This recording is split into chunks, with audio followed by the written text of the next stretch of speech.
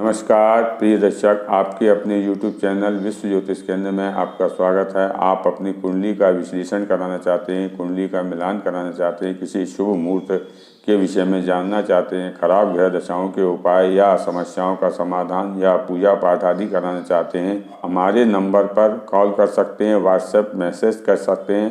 Call करने पर, message करने पर आपको शुल्क आदि के विषय में मैसेज मिल जाएगा। ओम नमः शिवाय। पंडित सत्यनारायण शर्मा।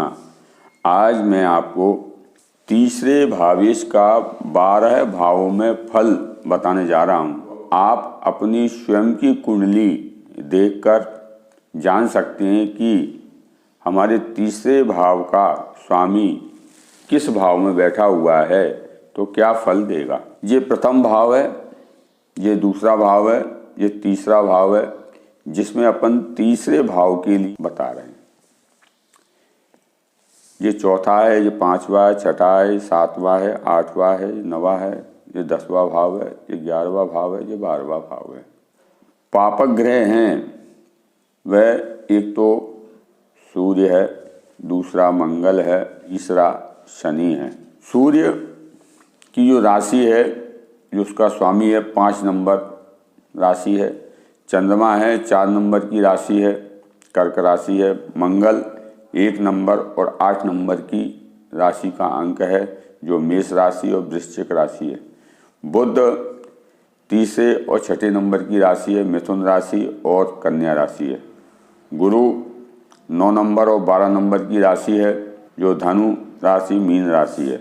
शुक्र दूसरे नंबर और 7 नंबर की राशि है, जो वृषभ राशि और तुला राशि है।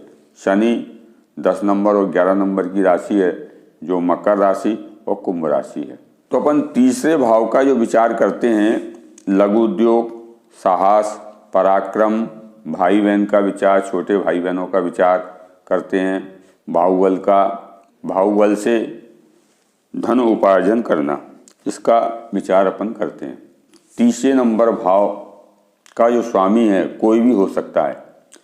सूर्य हो सकता है, चंद्रमा हो सकता है, मंगल हो सकता है, बुध हो सकता है, गुरु हो सकता है, शुक्र हो सकता है, शनि हो सकता है। किसी भी नंबर की राशि आ सकती है। उस घर का स्वामी जहाँ बैठेगा वैसा वैसा फल देगा, अलग अलग फल देगा।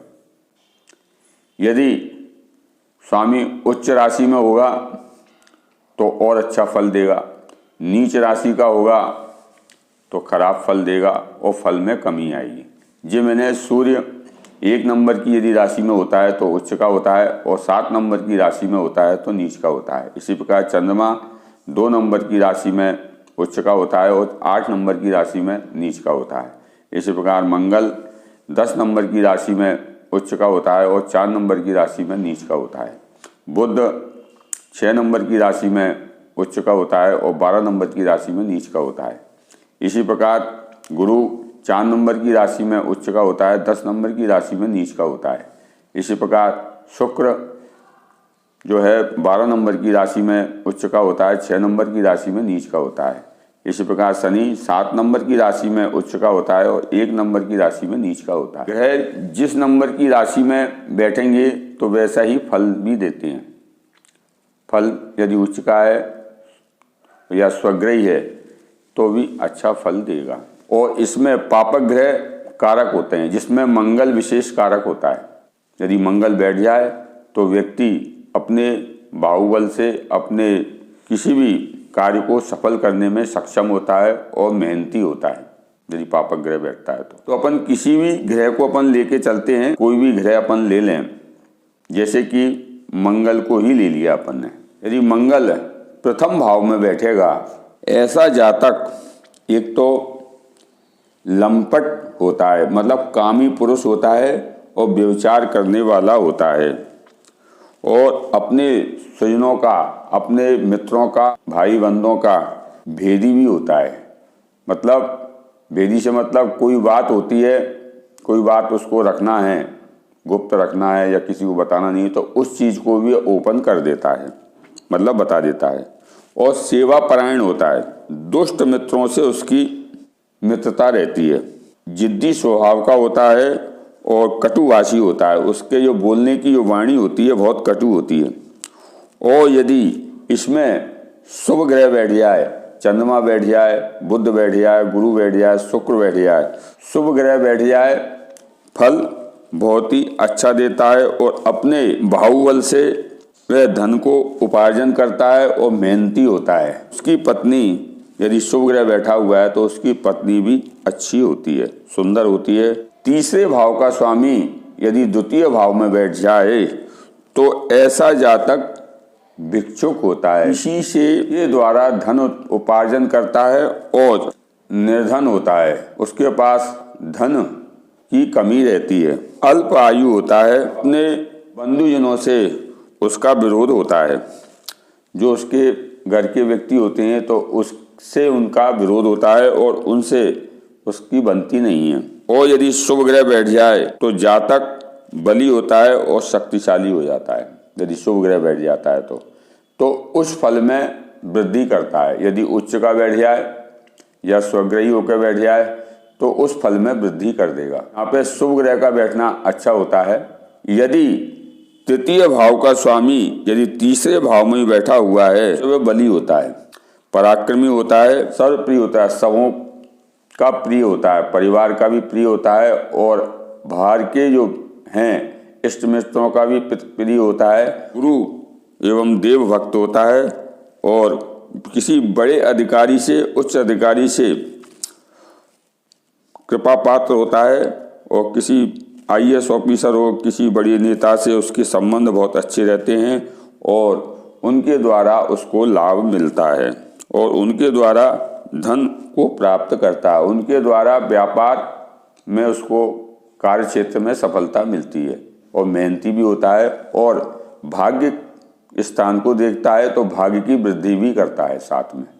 तो यहाँ पे पापक ग्रह का शुभ ग्रह का बैठना अच्छा होता है। चतुर्थ भाव में यदि तीसरे भाव का स्वामी यदि बैठता है, पिता और भाई से सुख देने वाला होता है, अपने भाई को, अपने पिता को सुख देने वाला होता है। माता से उसका वैर होता है, माता से उसकी बनती नहीं है और अपने पितृकुल का जो धन होता है उसको वह पाता है। यदि पापक ग्रह हो इसमें तो अपने पिता के धन को भोगने वाला होता है, क्योंकि यहाँ बैठ के अपने पिता के घर को देखता है तो पिता का जो धन है उस धन को वो पाता है, उस धन को वह भोगता है। पंचम भाव में यदि तीसरे भाव का स्वामी यदि बैठ जाए, ऐसा जातक अच्छे बांधों वाला होता है, उसके संबंध अच्छे लोगों से होते हैं, अपने पुत्र से सहयोग पाता है, साथ में अपने जो घर के परिवार के लोग हैं उनसे भी कृपा पात्र होता है और परोपकारी भी होता है, विषय भोगी भी होता है, क्षमा करने वाला होता है, सुंदर होता है और दीर्घायु पाता है यदि तीसरे भाव का स्वामी बैठे तो। यदि तृतीय भाव का स्वामी यदि छठे भाव में बैठ जाए, बंधुओं का विरोधी होता है, उसके जो इष्ट मित्र परिवार के लोग उनसे उसकी बनती नहीं है, उसके मातृ कुल मतलब मामा पक्ष नाना पक्ष से भी नहीं बनती है, उनसे सुख नहीं पाता है, उनसे बनती नहीं है, उनसे सुख नहीं पाता है और उनसे विरोध रहता है उसका। भू संपत्ति का स्वामी होता है, क्योंकि अपने बाहुबल से उस संपत्ति को अर्जित करता है ऐसा जातक। क्रय विक्रय करने वाला होता है। इस स्थान में बैठने से शत्रु का नाश होता है, रोग का नाश होता है। शत्रु नहीं टिकेंगे तो वह व्यक्ति ऐसा आगे बढ़ेगा और यश और कीर्ति को पाता है। सप्तम भाव में यदि बैठ जाए तो ऐसे जातक की पत्नी सुंदर होती है और सौभाग्यवती होती है। जातक की है कुंडली तो उसकी पत्नी सौभाग्यवती होगी और यदि किसी जातका की कुंडली है तो उसका पति सुंदर होगा। क्रूर ग्रह हो तो ऐसे जातक की स्त्री के संबंध किसी अन्य व्यक्ति से भी रहते हैं। उस जातक की मृत्यु किसी के द्वारा होती है और बाल अवस्था में वह कष्ट भोगता है। जब उसका जन्म होता है तो उस टाइम उसको बहुत परेशानी आती है, रोग सताता है, शारीरिक कष्ट होता है ऐसे जातक को। तृतीय भाव का स्वामी अष्टम भाव में यदि बैठ जाए, छोटे भाई बहनों की मृत्यु हो जाती है, जीते नहीं है। और ऐसा जातक क्रोधी होता है और पापग्रह होने से 8 वर्ष तक नाना प्रकार के दुखों को भोगता है। इसमें तृतीय भाव के स्वामी का फल अच्छा नहीं है। यदि तृतीय भाव का स्वामी नवम भाव में यदि बैठ जाए, वह अपने बंधु द्वारा त्यागा जाता है। ऐसा व्यक्ति घर से बाहर जाकर उन्नति करता है, पैसा कमाता है, धन दौलत कमाता है, संपत्ति कमाता है, ऐश्वर्य कमाता है और पराक्रमी होता है ऐसा जातक, और पुत्रवान होता है। जब आगे बढ़ता है तो यदि इसमें शुभ ग्रह हो तो, या उच्च का ग्रह बैठा हो तो इसमें फल में और ज़्यादा वृद्धि होती है। यदि नीच का ग्रह बैठ जाए तो फल में कमी आएगी। परिवार के जो भाई बहन हैं उनका भी प्रिय हो जाता है। ऐसे जातक का भाग्योदय किसी स्त्री के द्वारा होता है, बहुत अच्छा फल देता है, भाग्य में वृद्धि भी करता है। तृतीय भाव का स्वामी यदि दसम भाव में बैठ जाए तो ऐसा जातक भोगी होता है, ऐश्वर्य को भोगता है, सुख संपत्ति को भोगता है, उसकी स्त्रियों से भी संबंध होते हैं। मातृभक्त होता है, पितृभक्त होता है ऐसा जातक।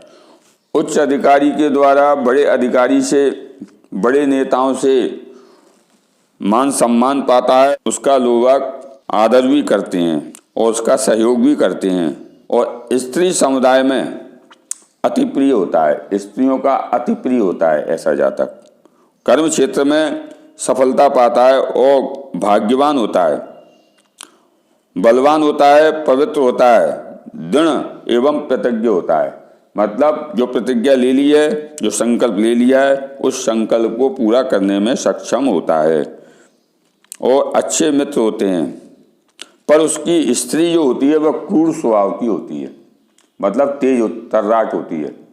तृतीय भाव का स्वामी यदि 11वें भाव में बैठ जाए तो ऐसा जातक राजा द्वारा या उच्च अधिकारी के द्वारा, IAS ऑफिसर के द्वारा, किसी नेता के द्वारा लाभान्वित होता है, लाभ प्राप्त करता है और बंधुओं का उपकारी होता है, बंधुओं से उपकार पाता है, सहयोग पाता है, मान सम्मान पाता है, भोगी भी होता है ऐसा जातक।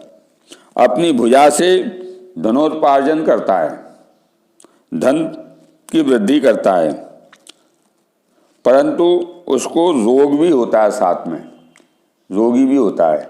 तीसरे भाव का स्वामी 12वें भाव में यदि बैठता है तो ऐसा जातक मित्रों का विरोधी होता है, मित्रगणों से उसका विरोध होता है, बंधु वर्गों से, अपने घर वालों से कष्ट पाता है और अपने घर वालों से, बंधु वर्ग से, मित्रों से दूर जाके रहता है, अपने जन्म स्थान से दूर रहता है, खर्चीला होता है। ऐसे जातक की पिता अच्छा नहीं होता ऐसे जातक का, और अपने पिता से सहयोग भी नहीं पाता, उनसे भी विरोध रहता है ऐसे जातक का।